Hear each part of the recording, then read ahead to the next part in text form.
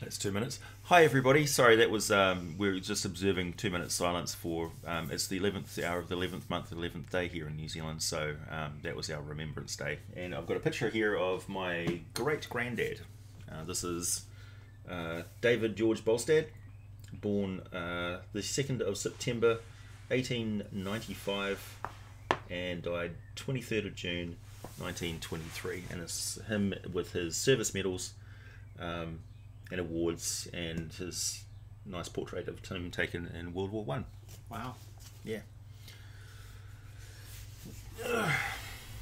Apparently I sneeze like him, as does my other granddad. You never get that. You always get, oh, he has your eyes, not he has your sneeze. Yeah.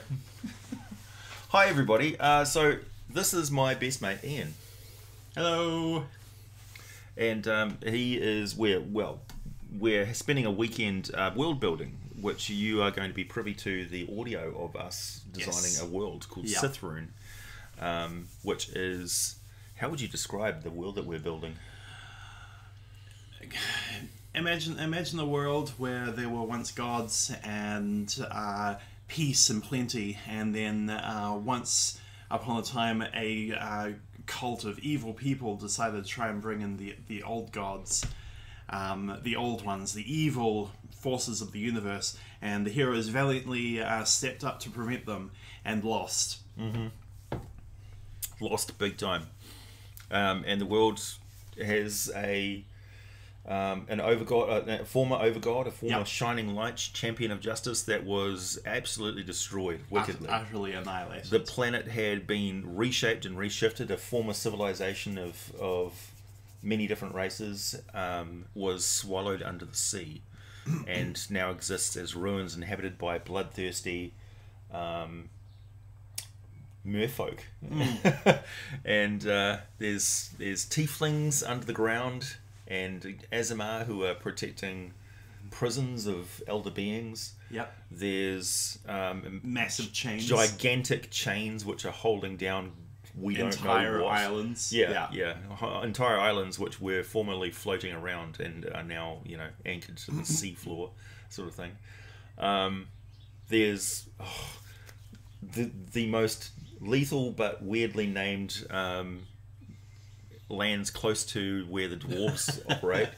Yeah. And a gnomish nation which is violently fighting using warped and twisted fey creatures, taking the flesh off monsters and grafting it to their own skin, making living power armor and stuff to fight against this inexorable, polluting dwarven machine of industry.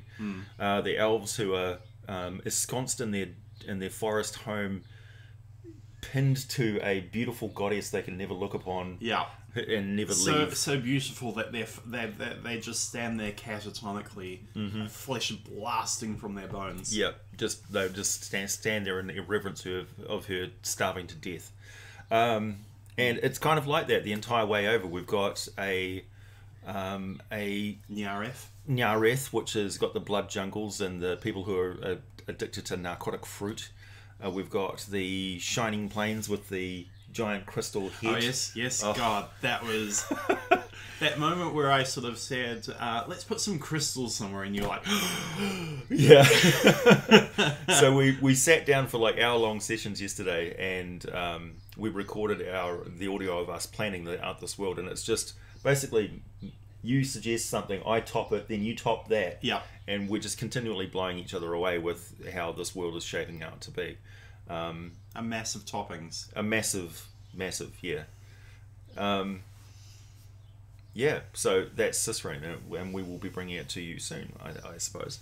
And while you're talking about stuff, I'm going to draw the Plateau of Desolation. Yeah. So, hello everyone. It's been a while. Hey Daniel. Hey Kedron. Stan Skate. I saw that you guys, you popped in here. And Smooge and various others, and somebody was watching Ohio State versus Ohio College, I suppose. So the influences for this world are Dragon's Son, kind of. So there's not a lot of dragons in this world. No. The dragons. There's a lot of monstrous things which are relatively new. So you get displacer beasts and all sorts of warped and twisted creatures which are brought about by the conflict between different powers. You've got the human settled lands are directly nations are pretty much inspired by Warhammer 40,000. Yeah. In a really unique sort of way, which involves descent from giants, essentially. Yeah. So you've got these human emperors who are like primarchs, but they're actually the giant nation, and humans and halflings are descendants of them.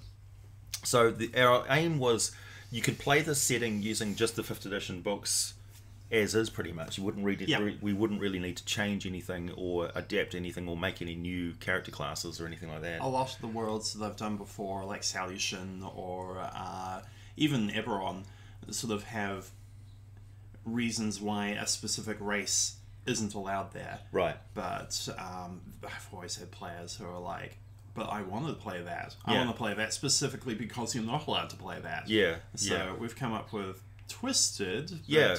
legit reasons for having everyone. Yeah, like the tieflings have kind of got a noble purpose in that they are the imprisoners of ancient gods and beings, but they're also they're the prison keepers of good beings as well. And some of the things they have to do when because of the geography and the dynamics of this planet and its moons, there's this blue moon that comes over and deadens magic at certain points. And if you're in charge of magical prisons and things, and the only recourse you have is to use life magic and sacrificing living creatures to keep old gods at bay, yeah, there's going to be an element of darkness to your career. So the tieflings are both protectors of the world and also justifiably hated and feared and mistrusted and keep a lot of secrets. So... and they mainly live underground in subterranean prisons and things. So do the Genasi, even more so. They live in environments which are hostile to other life because they keep icy prisons and wind cyclone chambers and things like pandemonium and stuff. So we envisage this world as not necessarily connected to everything else. No, probably not. It doesn't have Another pantheons. crystal sphere. Yeah, another a dark crystal sphere. So we like Fafnir and the Grey Mouser. We like Conan. We like Warhammer Fantasy. We like Mutation. Yeah, Cthulhu Mythos. Some of my stuff is going to be based off Thomas Covenant, Right. the Unbeliever. Yep. A dark and broken land. Yeah. Like former shattered world. It really is a shattered world where old gods had a perfect system where they built immortal beings out of primal matter. So they made angels and demons that were, well, angels and devils, I suppose, that were immortal and, as far as they were concerned, perfect. But, gods being what they are, their egos got in the way and they broke their perfect order. So those creatures, the angels and things like that, consider the world that came after to be a ruined mess, not worth saving. And the new races make new gods to secretly fight against the old gods, which they're still, very much under the control of. The nascent. The nascent are the new gods. And so when you travel to a city or something like that, instead of being a bastion of safety, these cities are dystopian nightmares for the most part, where the citizenry are beholden to their lifestyle to the point where they're trapped. They can't leave, like the elves in their forest. They've seen what happened to the Dark Elves when they turned away from their god and their civilization was blasted. It was turned to stone, kind of thing. Yeah. I mean, you'd have a paladin level 19 rocking up to the city going, I'm here to liberate you from your queen. Your queen is an old one. I'm going to give your lives back. And they're all like, what? Kill the heretic! Blasphemer! Entire country. Kill that him! man. Kill those adventurers! So in the wastelands beyond these cities and things are just a complete... We have no idea. It's mostly chaos. Yeah. So there's a lot of... I would imagine running this game with a lot of random roll tables and things like that, because you just don't know what you're going to encounter. And also you're mapping it as you go along. Yeah. We've got a lot of plans for the map and things, but it's a huge continent. Gigantic. It's enormous. It's bigger than Faerun. Yeah. It's like Faerun and Karatur and Aussie and stuff as well. We're sticking with the trope of a single continent. Yeah, it's a single continent with like a supercontinent with various other satellite islands and things, and the human nations are these three big islands, the three nations, which have got multiple empires on them as well. But everywhere's got its own sort of dynamic because it's got its own sort of mythos and gods and things like that and legends, and it's got its own social rules. So it very much is that every different region has a different feel to it. Oh, the relationship between the different monstrous races, the kobolds. Oh my god, the orcs and the hobgoblins. The orcs and the hobgoblins and stuff. Viking goblins is going to be fun. Yeah, so they're raiders. They're sea raiders by necessity. And the Swarmlands. I love the Swarmlands. Yep. So yeah, I will be bringing you that audio with hopefully some like animated pictures or something like that while we're talking, so I can illustrate what we're talking about. Yeah. That'll be fun actually. We'll see what we can do. But I think it's worthwhile just sitting down and listening to what Ian and I come up with, because we're a couple of DMs who've just got a hankering for making a new setting. Because we've been running by the book sort of adventures for a while. I'm currently running Eberron. Before that I was running Forgotten Realms. Yeah. And you always want to make it your own. Yeah. Which means that the people who know, like Eberron, you're making it your own. And you had Githyanki show up, and I was like, "Oh my god, Githyanki! You don't find that's impossible." I'd love to hear how you did that, and you're just like, Well, they're not really in Eberron. They're in a dimensional nexus connected to Eberron through the ethereal. I don't know. Yeah. So, I don't feel like I'm doing Eberron justice, but yeah. But on the other hand, I'm also, I'm okay with making new stuff in it because it's after a war and it's a brutal sort of thing. Yeah, totes. And I've been playing Solution for about 7 to 15 years now. Yeah. It's time for a change. Yeah.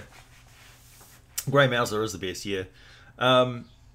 So I want to know about Dragonborn. How's the flump? Oh, the Dragonborn. Okay, so we've got an area in the continent, pretty much right smack dab in the middle, centre. Yeah. Which is it's stuck between a lot of different influences, and it's got a lot of environmental factors involved. It's kind of like a land that isn't really wanted by other people because it's got a huge big swamp fen type thing. It's quite close to the lands of the crazy gnomes and the mutant nightmares. It's quite close to the very emo drow stone lands. It's bordered by mountains which have got a massive desert on the other side, which is ruled by a toad empire. Yeah, an underground toad amphibian empire. So the underground sea with a desert on top of it. So you're traveling across this desert and you can be nabbed by bullywugs. Yeah. Anyway, and then above that is this the Centaur lands, and the Centaur lands they're orientated around, so they don't build permanent structures, but they have all these stone monoliths like Stonehenge and stuff, because they're the astrologers and timekeepers, and the whole world uses their calendar because they remember the past. And the reason why they remember the past so well is because of this amazing artifact that's right in the middle of their land in this great big impact crater. Yeah. Which we'll talk about later, I'm sure. And then beyond that is the Hivelands. And the Hivelands are... How do we describe? Imagine a moon made entirely out of an endless swarm of locusts. Yeah. And I guess other locust-like creatures. Yeah, but that wasn't how it began, though. Yeah, well, I mean, the way it began was... there must have been invasions. We had a gap. We had a gap. Yeah, we had a gap of land, and we thought, what are we going to put in here? What are we going to do here? And I was like, what if the swarm from the moon just constantly, endlessly sends streams of locusts down to the land, like to Tyranids, replenish and refuel and to wage war? Yeah, like a Tyranid hive. Yeah.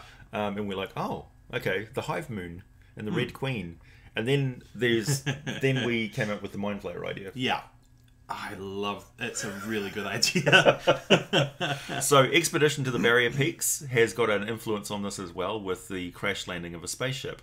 And what better to fill a spaceship with than illithids? Yeah. But how do we twist the illithids a little bit to make them even worse?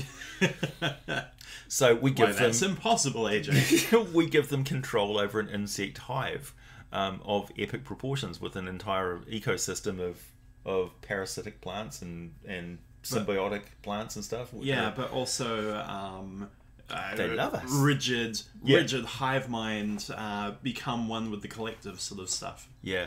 So in this, the mind flayers truly believe that their way of life is perfect, and that the only way to guarantee immortality and peace and collectiveness to everyone is if they all join the hive mind.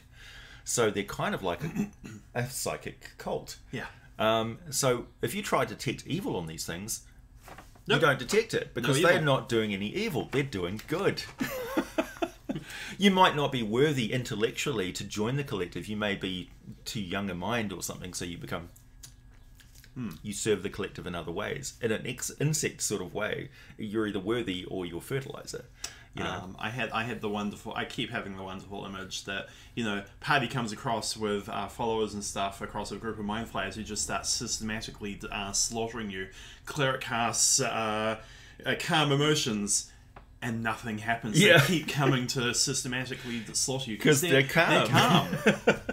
They're calm. they're doing their hive's work. Yeah. So back to Dragonborn. I like the idea that the proper dragons in this, were the former servants and mounts and perfect creatures, the perfect servant race created by old gods. So the dragons they're kind of magnificent and awesome, but they're not divided up into chromatic and metallic dragons. They're just servants. They're just servants. They're all unique. They're all individuals. They're each one of them is a legendary type creature, but a lot of them have devolved to an animalistic state because without the divine influence of their former masters, they've kind of broken down a little bit. Sentience was a gift, and that gift was revoked. Yeah. And they're ancient, and decrepit, and a lot of them are enormous.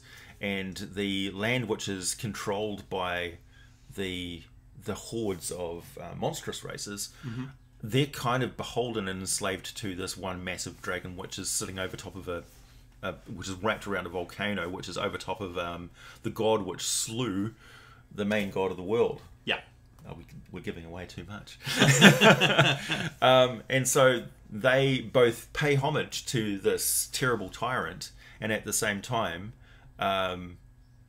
they're forced to raid other lands, and so they come into direct conflict with the humans who live offshore across the sea. So they become raiding nations, and they're kind of stuck on these island continents. So we've got trolls and ogres and all sorts of other stuff. Yeah, hobgoblins and trolls and orcs and goblins and Other things.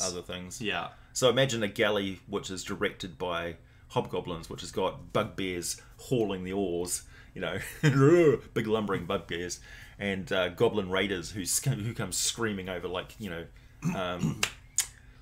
island cannibals, Yeah. And that's who the humans are on some of these islands fight on a regular basis. That's their Viking raiders are actually goblinoids. Anyway, so the Dragonborn are descendants of the dragons, who are diverse. So they're the ones who are divided up into metallic and chromatic and stuff, because it made more sense to me. Each of them to fill in the environmental niche. Yeah. And so their colour has changed over time as they divergently evolve. Yeah, so we've put them in a very ecologically and climatically diverse environment right in the smack bang middle of the continent. So you do have greens and blues and golds and silvers and all of that sort of stuff. So they've got a tightly packed, actually, empire, which has got a population of, I don't know, let's see, the Caldera was like 900,000. 900,000, so it's quite a large population of them. God, yeah, it's going to be near millions. Yeah, possibly millions. Jesus. Because it's a really big place. Someone said mix a turtle with a dragonborn. We could have turtles on the island that the merfolk hold. Yeah, yeah.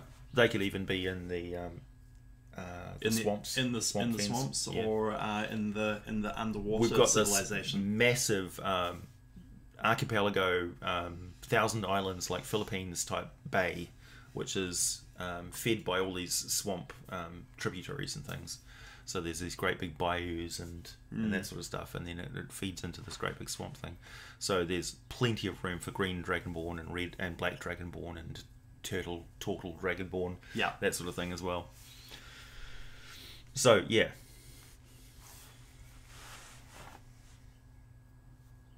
Oh, it's definitely a hostile setting. Yeah. Yeah, it's not for the faint of heart. This is one of the things that I want in this world is a player character can kill anything. Given enough resources and time and dedication, they can kill an old god, you know. Nothing's completely out of reach, and also everything is out to get you. Yeah. So it's dark and dystopian for a reason, because this is a shattered world. And it's your job as a player to determine how good it's going to get, you know, whether you are actually working to make a civilization like a keep or something like that, or become lord of a land. And you will attract followers and things like that once you become powerful. Yeah. And once you become powerful, you start to accrue divine power. Like from a mechanical point of view, the nascent are just basically leveling up. They're leveling up by not doing anything, so they're allowing time and narrative to level them up. Yeah. So a nascent might be supremely powerful. Crom on his mountain might be supremely powerful to everyone else, but he's just a level 12 barbarian. Yeah. And so when you're a level 15 barbarian, people are instantly drawn to you, like, you're amazing, you're more powerful than Crom, you could take Crom in a fight, we should start following you. And all the odd gods are like, really? And then far off in his mountain, the only thing that will rouse Crom from his throne is a threat to his power. Yeah. So when Crom rises, he sits in his throne, staring so hard and intently at the far wall that he burns a hole in the stone. So the only time he rises is if there's another up-and-coming nascent, another hero. Oh, yes. That means that the nascent might fight nascents. Yeah, yeah. Well, it makes sense. Yeah. Yeah.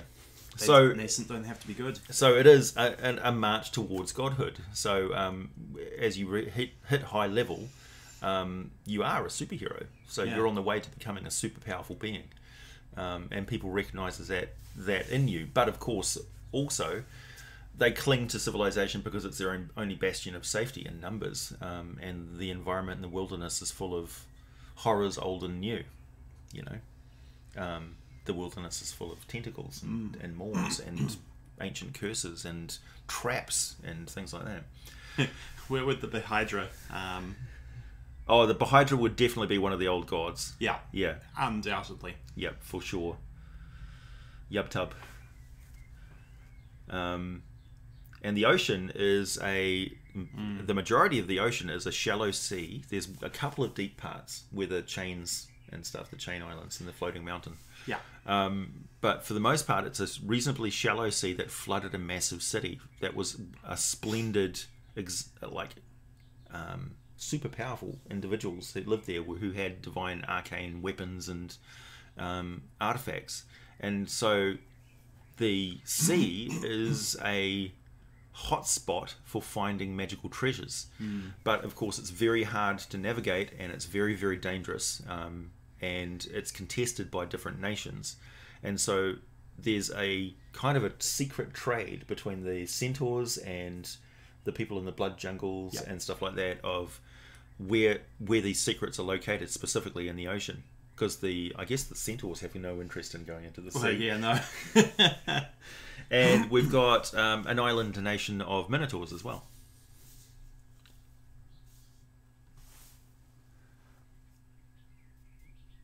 Oh yeah, there's cultists everywhere. Hag cultists. Yeah. But I guess in this world there would be cults of the nascent, but cultists of the old gods would be the ones in power, would be respected. Be like, you're a cultist of Nareth. Nice. I'm a cultist of the Red Queen. Yeah. It's like, look how orderly my city is. Why are there no criminals in your jails? Oh, we kill them all and turn them into fertilizer for the public gardens. That's... yeah. What? Planes of existence. Uh, Feywild and Shadowfell, definitely. yeah, we've got this Feywild and the Shadowfell are quite closely bound to this world, particularly in regards to like the gnomes and the elves and things. I'm going to put this down. I'm not even paying attention to it. Right.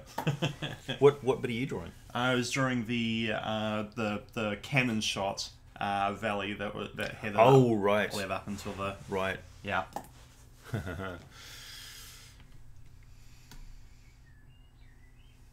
World of Carcraft? What? I mean, a lot... There are ideas like the wasted broken land could be Outland. Yeah. And the whole humans descended from giants is a World of Warcraft thing, the Vrykul.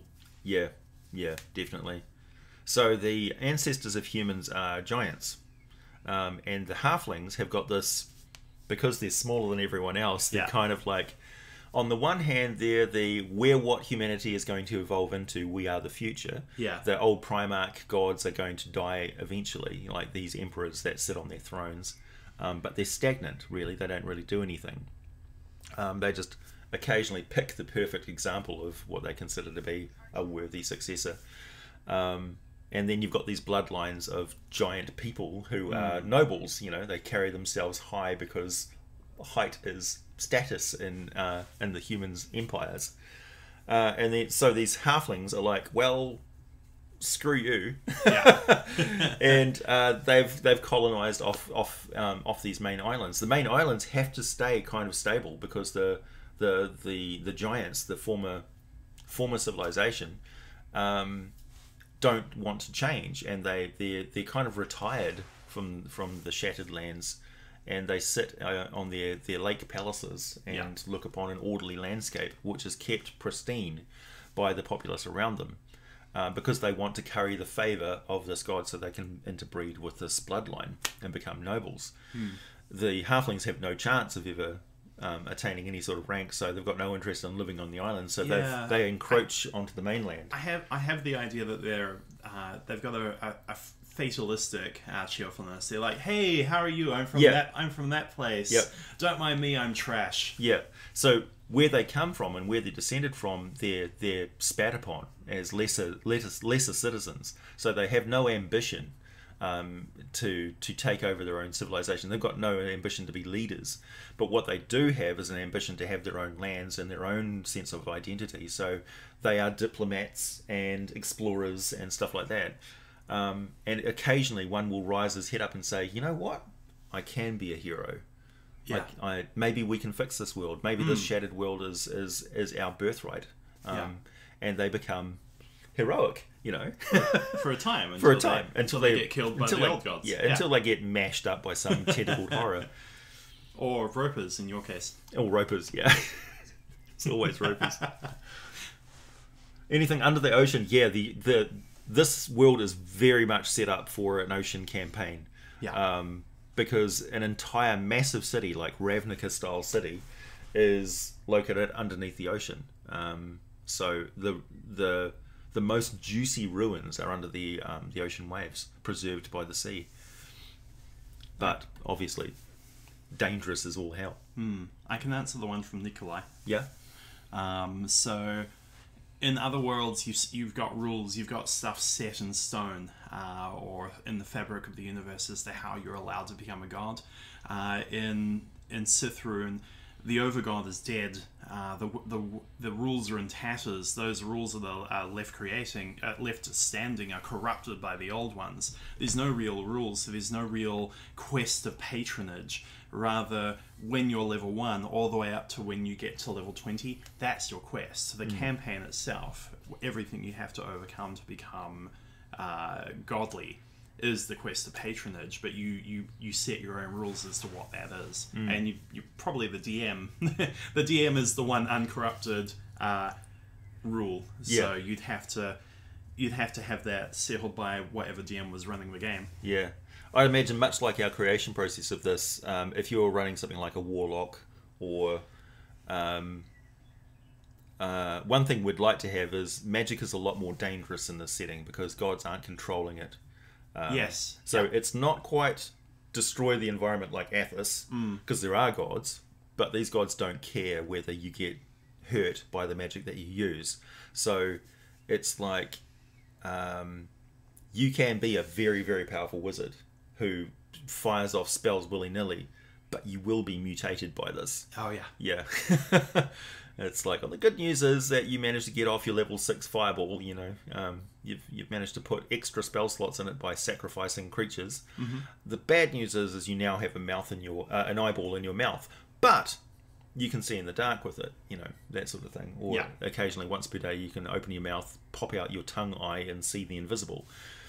And that has its inherent problems, like it's difficult to talk with an eye mouth, and also people generally don't invite you to tea parties. But, you know, you're started down a path towards mutation and horror. You may possibly want to chop out your own tongue, you know. Yeah. So there's a darkness to this to this campaign, and so it's wise to be cautious when you're dealing with ruins and ancient artifacts and things like that, because there's a lot of curses and there's a lot of mutation and there's a lot of sweatshop magical items. Yes, yeah. We had the idea that in the old days, magic was more pristine, well researched. Yeah, more elemental. It functioned on the fabric of rules of reality that have since been shattered. Yeah. So this world used to be very orderly, like a mechanist type place. So there's lots of servants that were once happy in their work, turning cogs and wheels of industry and making sure that everything was running in perfect working order. Now that the world has been shattered and everything's fallen apart, you've got crazy elemental creatures which have been trapped in a pointless exercise that, you know, turning a cog that used to turn a machine, but they're now just turning cogs endlessly. And gods help you if you break that cog. Yeah, because they escape and just are very, very angry. And you've got these artifacts and things which once, I suppose, could have been, you know, controlled or part of things like keys and unlock doors and things. And now they're both very powerful and very cool and grant all sorts of abilities, but there's only a certain number of them, and they're hotly contested. You know, entire cults and orders build themselves up around these artifacts, but they're also copied and duplicated imperfectly by artifice and society and sorcery. Yeah, and therein lies the rub. You can have artifacts and things like that which are new and created, but they're never quite as good as the old ones. So the old magical items, the ones that work perfectly, they still have a fundamental nature to them. They're like the embodiment of the old laws built within them. And the old gods hate that. They absolutely loathe anything of the old world because it's a threat to their power. The new ones have a fundament of corruption to them. So you can you can attune to old items, but you have to disguise them. If anyone in authority finds you with them, it's punishable by death. Yeah.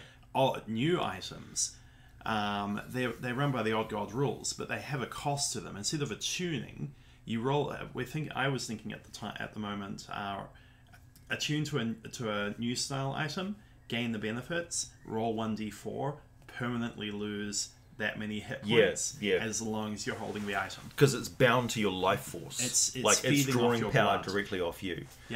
So there's a lot of that element to it in this campaign world, that you can invest your life force and put your body on the line when it comes to using arcane power. And then you'd have indentured servants by rich people who are just festooned to magical items, have a single hit point, were once a mighty warrior, and they're just like just a slavering wretch that's got this ring, this pristine ring of power on its finger, and it's like whipped and goaded into using this thing, and it loses a little bit of sanity every time it does. You know, that sort of a setting, you know, where the bad guys really are wickedly bad, awfully bad. Yeah, and the heroes are kind of like brutal and murder hobo-y.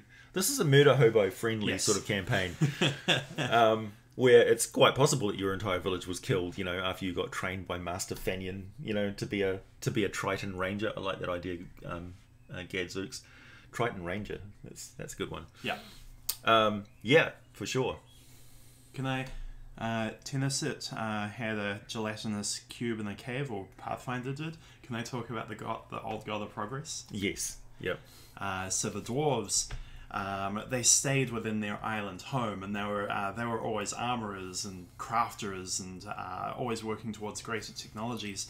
And so there's an old god, an old one of progress, which basically all of the natural stuff of their island and the island beyond have been stripped bare and polluted, and all of this pollution runs together into and has formed a sort of magnificent ooze of epic proportions, which has the dying goddess of nature's essence in it, because it's made up of all the natural resources that have been squandered. And the god of progress has infused into that. So it's a sort of dual personality, massive ooze. The relationship between dwarves and, like, dwarves have got this attitude of, this world is shattered and broken, but technology, our artifice, our perfect constructions can fix it. We don't need the old nature, we don't need the old gods. We've got the new god, we've got the new way. Flesh is weak, metal is strong. You know, if you injure your hand, you lop it off and replace it with an artificial one. So kind of Darth Vader-y, you know. And they've run directly into the conflict with and they broke the chain. They broke the chain. So to power their industry, because their mountain's core has been hollowed out, and they need energy to run their furnaces and things, what they did was they invented a hydroelectric power scheme where their island mountain connects up to the mainland with a narrow strait that had this huge, enormous chain, like really, really big chain. And it's got all this metal, this fantastic metal that doesn't rust or corrode. Well, I suppose it is rusted and corroded, but it's just so big, like 1,000-foot tall links at least. Thunderstorms can sail through it. Yeah, it creates its own lightning bolts and things. Anyway, so they thought, we'll mine this metal, this chain, because they've got no respect for the old world or anything, or no understanding of what that chain was for.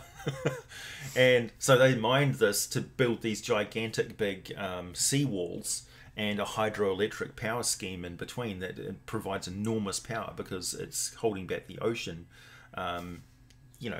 Hundreds and hundreds of miles of ocean. So it's fantastic, amazing artifice and reshaping of the world by these dwarves, this huge project. But in the process of doing that, they broke this chain, and it had a terrible effect on the elves and the gnomes in particular. It disrupted nature. It was very, very damaging, and things got. The Feywild appeared. Yeah, so the lands immediately past the island home of the dwarves as the home of the gnomes. The gnomes are. We took the idea of gnomes having, being a little bit chaotic and being a little bit quirky, and dialed it up to 11.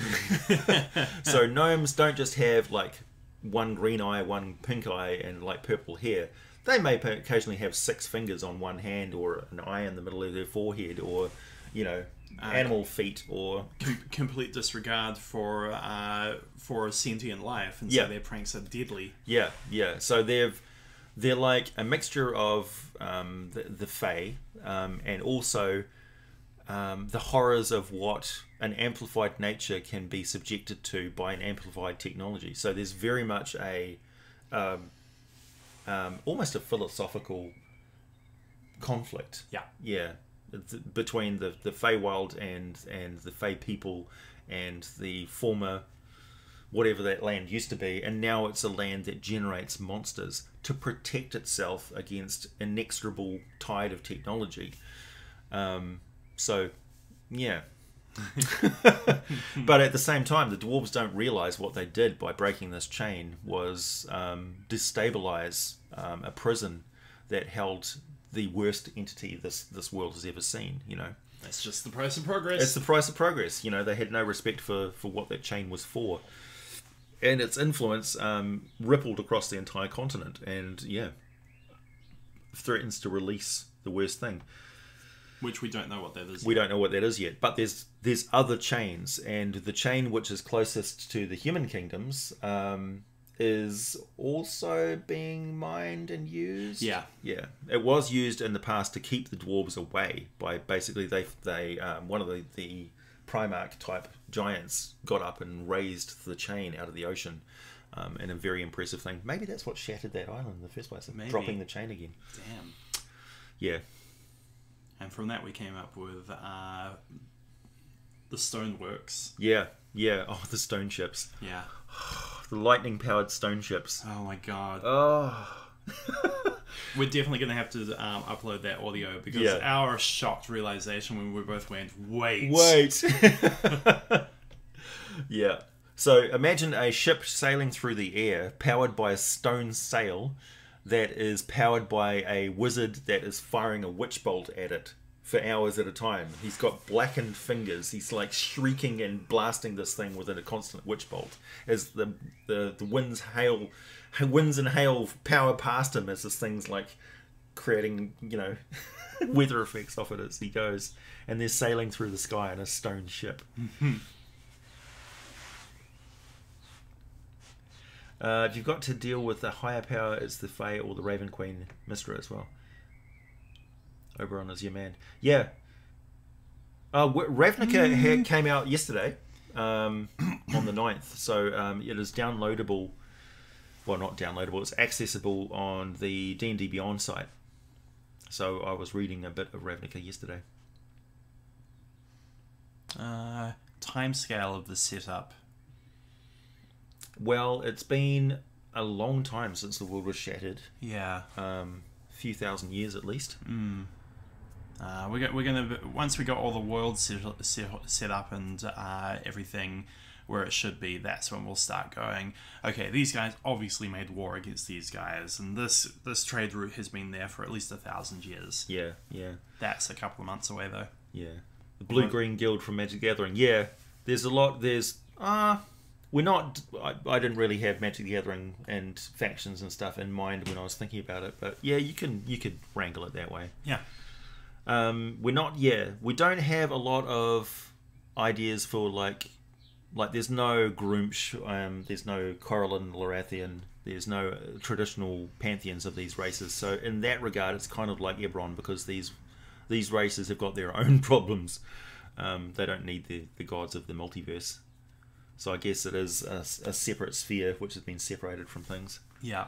Keykeeper, some of the we've only got the word of the old gods themselves. So they could have been created at the same time as the current gods. We have a small idea about that at the moment. But really, they're the ones saying that they are old and they are powerful and they were there before time began. And that's what the inhabitants of the world believe. Yeah. Also, sorry, I'm answering questions now. No, that's fine. Also, it doesn't really have a Rifts feel to it because this world is, like Eberron, it's sort of cut off from things. Because when it was shattered, it got destabilized. It got ripped free of time and space, sort of thing.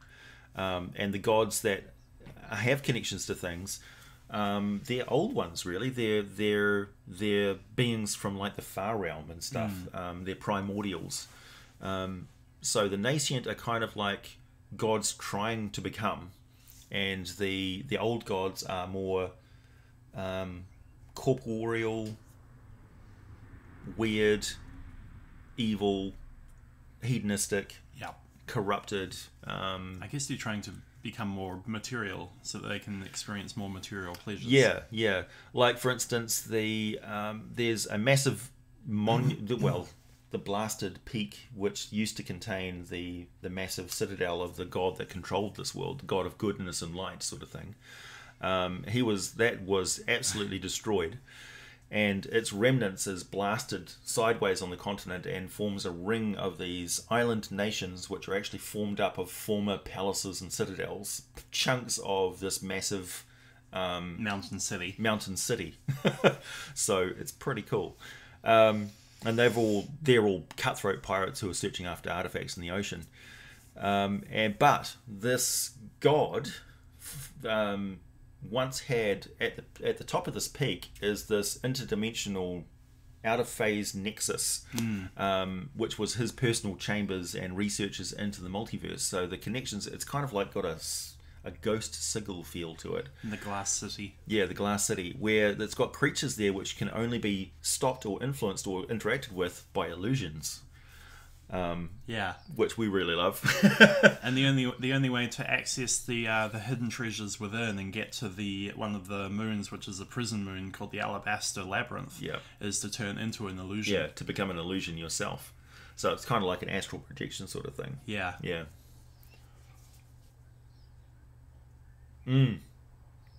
That's the idea, Keykeeper. We just really want a world where you just absolutely want to be there. You just absolutely want to sink your teeth into it and go, oh man, I want to go and see the mountain with the sleeping dragon. You know, I want to do this and that. But at the same time,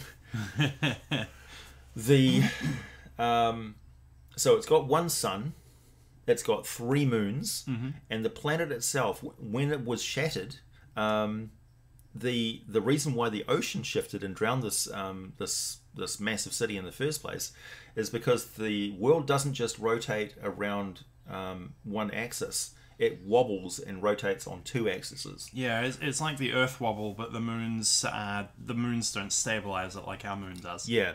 So the moons actually sort of add to it, really. Yeah. So the seasons, especially the Red Queen. Yeah. So the seasons and the climate shift and move around the planet, and it's a simple way to determine it. Right at the start of your campaign, you roll a dice to determine where it currently is, and then you can track it year by year if you need to.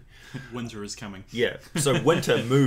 There's no polar caps. The dead of winter. We've got to talk about the dead of winter. Oh my god, I cannot wait to build that part.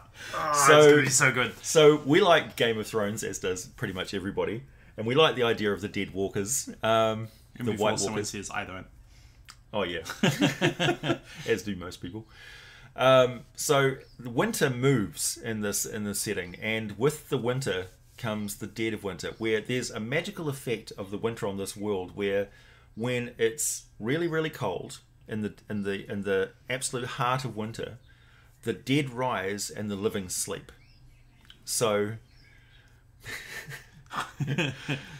yeah, to combat the dead of winter really are the dead of winter. To combat this, I'm gonna take a lot from Eberron's Carnath. So the humans, any sort of death, there will be royal necromancers who will bring the dead back to life, so that they're under their control rather than under the control of the dead of winter. So that during winter, while the living sleep and hibernate and are frozen, there's just an all-out war between the dead and their dead. And we'll see how many, and they hope that they've raised sufficient people. Do you think it would be a global effect? So raising the dead temporarily could be done with cold. Oh God! Think of let your mind percolate on that for a minute. What if freezing a corpse actually woke it up, even temporarily? Ray of Frost suddenly gets a really dark connotation. Butcheries. Oh no. Yeah, we've got a nice cold piece of. Oh, do you know? And so everyone don't go in the freezer. Everyone knows just to cut up meat. Old wives' tales. There's a frost in the morning. Don't leave the dead sheep there. Yeah. Butcher your sheep before it chills. Someone mentioned gnolls before. Are there gnolls? We could go full on World of Warcraft and have gnolls in the Centaur lands. We could, yeah. Gnolls could kind of fit anywhere into any sort of D&D setting because of their backstory and stuff. But are they animals? Are gnolls animals? Do they have paws? Yeah. What? Yeah, exactly. What if freezing a corpse woke it up? Yeah, exactly. What if? I like that idea personally. A global enchantment that was put in place by a god, possibly temporarily. Yeah. And the god got killed. Never switched it off.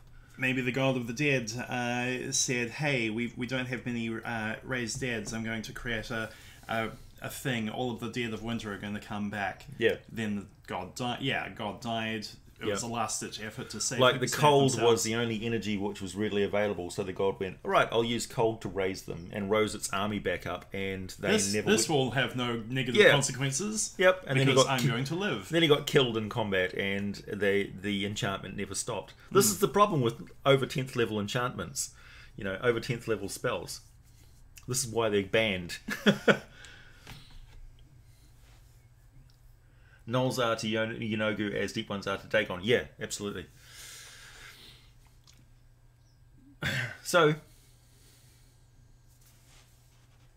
let's have a minute of no one talking. No, that's not the idea. Dragons and giants are so powerful, why wouldn't they have complete control over a nation or world? Well, that's the thing. The dragons are... Mostly, the dragons and the giants have been alive for a very long time. Like in this, the reason why the giants are still around is because they live for an extremely long time, but their children and successive generations live for a shorter and shorter time. So I guess the halflings have a shortened lifespan. Yeah. Maybe. We don't really want to change much about the races, player character races and things like that, but everything else is a little bit tweakable. So furbolgs are now the cousins of cousins and friends of humans rather than of elves. They're one of the human nations. Is essentially furbolgs, and another human nation is the Aasimar. And I'm bringing back the Illumians. And the Illumians, from 4th edition, because they're cool. They are so cool. They are cool. They were one of my favourite player characters. So yeah. But it's all very much, still in the planning process. This is the result of us talking yesterday for about 2 or 3 hours. Yeah. Very intense. Sub-Zero Necromancer, yeah. Absolutely. His attitude is kind of like that too. Making a frozen clone of himself. That's true. Yuan-Ti are going to be part of the principalities between, so you've got the old god continent, and then you've got the 3 nations of the humans, and the 3 nations remember the old ways, and are constantly fighting for thousands of years against the encroachments of the old gods. In between these two is sort of like not really a neutral ground, more like a nearly conquered ground, where both teams meet up, and the Yuan-Ti are there, and lizard folk. Yeah. Well, the Vodkin, they are actually giants. I don't know if we'll have Vodkin in this setting, because they're elven giants. Well, they're forest giants, I suppose.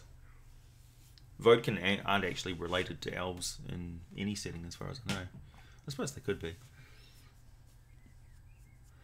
You're a game designer. Was wondering if your home gaming group would be interested in playtesting a new system of mine, and funny, this world is very similar to the templates. No.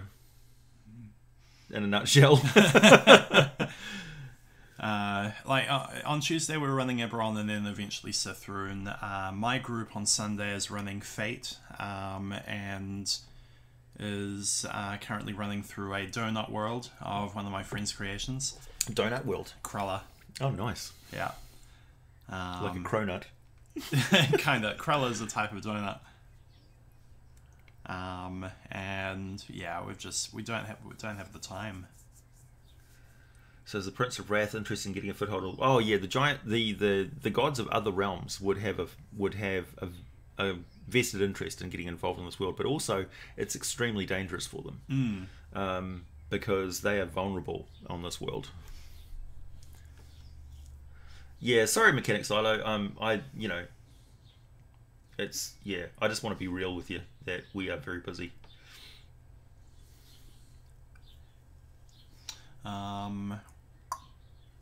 Yeah, I guess gods could find their way to this world, but then they'd have because gods have extra sensory, extra magic abilities which latch into the fundamental nature of a world, which is why you can have gods of the same name with different abilities, sinking hooks into the fundamental nature of Sithrun would be awful, and that corruption could travel backwards, so they'd be very loath to do that. Yeah, so you could have dark aspects of otherwise good gods in other worlds, because they are transdimensional beings, so they would have avatars or aspects of them on other worlds which are darker versions of themselves. So you could have a dark version of a Corellian Lorathian who is subservient to the beautiful queen, you know. We don't know. And that's kind of up to you, really, whether you want to put this in your order. Because as soon as it leaves our hands and somebody else starts playing it, we fully encourage you to create whatever you want. Yeah, this is a landscape where our imaginations can just run absolutely riot, where nothing is too crazy, you know. I love the idea though that you look upon the you look upon the unseeing court. Don't look direct. No one looks directly at the Queen. Nobody looks directly at the Queen. But around, there's like 5 different incarnations of Corellian Lorathian. Every single time he's tried to manifest, and he's just been like, "It's so beautiful." And elsewhere on Faerun, he's like, "Damn it! Yeah. Oh, what do I do this time?" Yeah. So a part of his mind is always on that world, looking at that Queen until that incarnation of himself withers and dies. But he can't leave. He can't go away from it. It's like a you know, the hole that was once a tooth, and he keeps sticking his tongue in it, because he's fascinated with things, fascinated with nature and stuff. So he keeps going back to this world and looking upon this Queen because of her perfection and beauty. She doesn't care. Yeah, she's just like me. Old God is the Minotaurs is Baphomet. Yeah.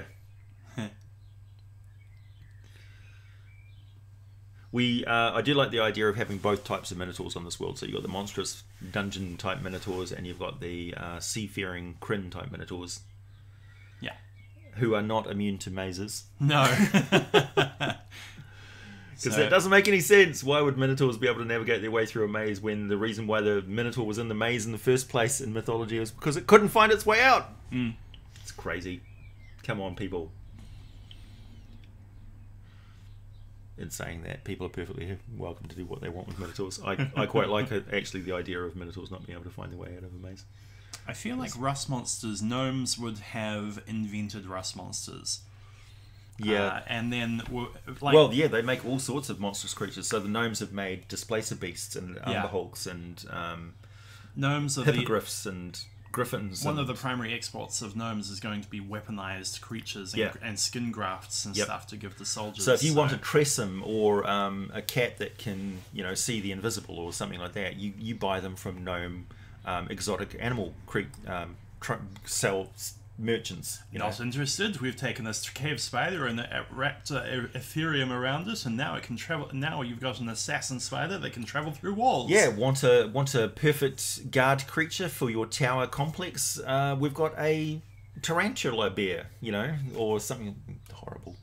Not interested still. Tarantula bear? You're a hard bug, and I've got a perfect one for you. We call it a gargoyle. Yeah, spider bear. So. Beholders and things like that. That's what comes from this land, you know, horrific things. Yes, I just mentioned beholders. Yeah, so beholders and aberrations and things, they bubble up from the world below.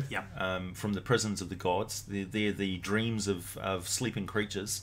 Beholders, you know, are the manifestation of sleeping gods, and all sorts of horrible things that the gods dream that the beholders would try and make in arcane laboratories and things. Yeah, you know, trying to resurrect the thing that their mind of the thing that they came from.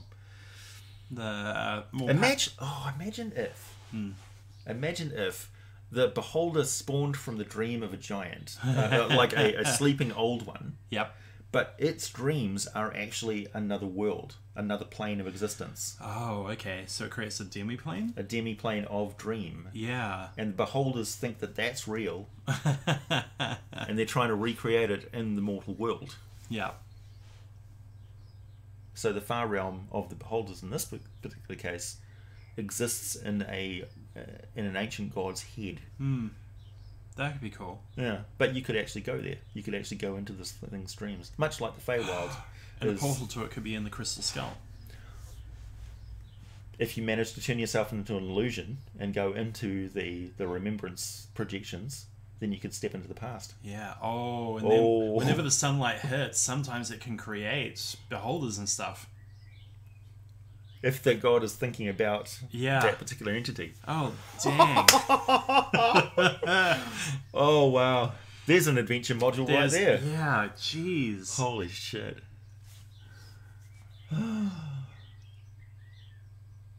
We're just marveling at our own brilliance right now. Mind Flayer, Umberhulk. Yeah, exactly. Yeah, that would be exactly what you encounter in the Hivelands. In this, yeah, because the Mind Flayers do use insectoid creatures as their servants and lackeys. Yeah. They're kind of... yeah, well, Alhoons wouldn't be sort of despised by the Mind Flayers either. They may actually use arcane magic. Well, the Mad God is the one that we were just talking about. As an imprisoned god sleeping, and in its mind is its world, is another universe that is a nightmare that beholders and flumps and things come from. Group traveling through Centaur lands, and Centaurs are absolutely horrified because a flump has appeared, and they're like, "It's adorable," and it's like, "No, it's a portent of dreams to come." Yeah. The Centaurs are like, "Run for your lives! The flumps are coming." The flumps are precursors of even worse things. Yeah. Yeah, kind of like Azathoth. Exactly, the dreaming world. That's exactly what I was thinking about. Yeah, a lot of my old world stuff is coming from Cthulhu. Lovecraftian, I mean. Yeah. We're talking, Panda, we're talking about the world that we have been creating this weekend, called Sithrune, which we are absolutely in love with. So what's the deal with St. Cuthbert, since the actual St. Cuthbert is an actual person here in the real world, but in Dungeons & Dragons he is God in the same being? That's what's going on here. I don't know, you'd have to ask Gary Gygax where he got the inspiration for St. Cuthbert. I mean, Tiamat is a real god. Right. Just because you're borrowing something from a religion that you're familiar with doesn't mean it's any less legit in Dungeons & Dragons. Because all of the mythologies that monsters are drawn from were once the religions of other people. Yeah. So, and they took them quite seriously. I imagine at some point, if you chastised the name of Tiamat, you would have been sacrificed, killed as a heretic. You know?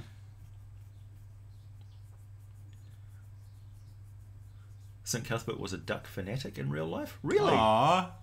I own a duck. We like ducks. So the Radcon, the topic today is world building. Sithrune, our world, which helps us get away from questions about D&D gods and cosmology a little bit. But we got there again. We got St. Cuthbert. That's right. Yeah. Yeah. We're not talking about regular gods today. He sounds a little bit quackers, really.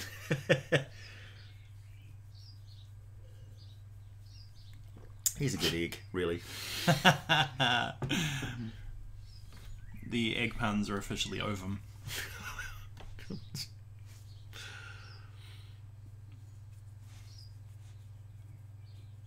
AG and Ian are chatting about their world building. Yep. Shall we tell people that you've got an extra I in your name? Yeah. I wasn't that worried. I didn't want people to feel bad that they were spelling my name wrong. That's okay. My name's really easy to spell. Yeah. Do you ever get people calling you Adge? No. Because someone at work uses EJ as their name, and she gets called Edge all the time. Well, that's pretty cool, actually. Yeah. Does this world have a creation story? It's yeah. Kinda. It has a recreation story. Yeah, it's more like a a fall story. A fall story. It's a tragedy. Yeah. It's got a story of the war that broke it. Yeah. But didn't break it completely. But really, when the primordials that created this world fought with each other, it literally reshaped the entire world. So that's really the starting point of the story. What came before is madness and legends that have been forgotten. They're dreamed about by the old gods. So the only way that you can learn anything about the past is touching upon things which should not be touched upon. And the problem is that there's remnants and fragments of them reoccurring and echoing and sleeping everywhere in this world. So you can't step underground. You can't go into a cave. You can't uncover a rock with markings on it without that chance of being touched by something which is just waiting to connect with you again. Yeah. And the old gods squander the worship of mortals. They oppress the mortals. The mortals are their playthings and their servants and their creations. And their currency. Yeah, their currency. They literally do not care whether you live or die. There's no good gods that are looking out for your best interests. They'll only protect you out of spite and jealousy and covetous. They'll just covet you. Yeah. You know, because of the power that you give them. Yeah. Edgy Pickett. Ed J. Pickett? No. What is the craziest world you've ever built? This one? Yeah. Possibly. I think I think it's just beaten by the Donut World, where night and day roll around it like a blanket, and any supreme acts of good the party does lengthens the day, and any evil that happens in the world lengthens the night. I think that might be a little bit crazier. But yeah, this one's just so gritty and dark compared to the. Yeah, we're in the mood for a dystopian Yeah. sort of adventure where people literally do just like Where heroes can't win. hack and slash their way through things. Yeah, I like the idea of, like, you know, you're the plucky apprentice ranger or whatever, and you literally just have found a magical sword which is bound to your life force. I'm looking forward to playing a paladin who occasionally has to cut down innocent people so that he can live. Yeah, yeah. Because healing in this as well is nothing is for free. Yeah. The gods don't just give away life. So divine healing in this particular case is taking hit points from something else and putting it into another thing. So if you do have a healing potion, for instance, the way that this thing was made, it's probably pretty dark. Yeah. It's blood red for a reason. Yeah, yeah. So going to a temple to get yourself healed, I don't know, you better take along the thing which is going to put the hit points into you in the first place. So you turn up at the temple with a sheep or something. Yeah. A sheep's going to die. And no, you couldn't bail to the Feywild, because the Feywild would view as a corruptive sickness and would kill you. Yeah, yeah, yeah. So there's a lot of those sort of themes of sacrifice and dark cults and stuff like that, because fantasy needs bad guys. Yeah. And I know that a lot of people are like, why is D&D so dark and evil and twisted and stuff? So you can be a hero. Yeah. And in this world, we've ratcheted that up to 11. So it literally is like, you know, old school Boris Vallejo, Fafnir and the Grey Mouser, you know, dystopian. It's harder to be a hero, so it feels more satisfying when you actually succeed. Yeah, because power is risky in this world as well. You can get magical items and stuff which turn you into a super powerful being which can take on these monstrous threats, but in so much that it gives you power, you also have the chance of becoming a monstrous threat yourself, you know.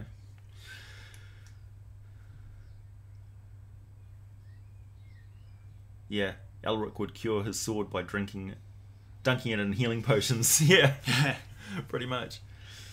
All right, everybody. Well, we haven't had any super chats today, so we're going to actually end this stream on the hour mark as per usual.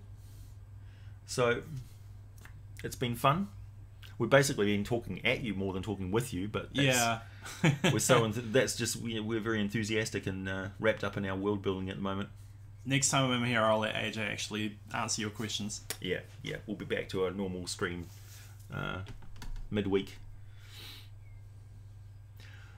So, and also, I'm going to be going back over these comments and reading over everything that I've missed. And so stick around in the comment section and check back in the comment section afterwards, because I might actually address any of these questions which I missed in comments later on.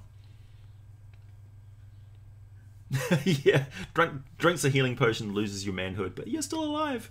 Yeah, that's true. Ah, man.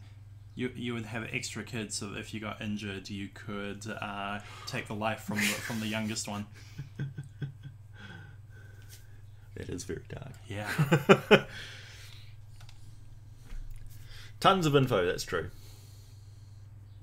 So thanks for tuning in, everybody. It's been great catching up with you.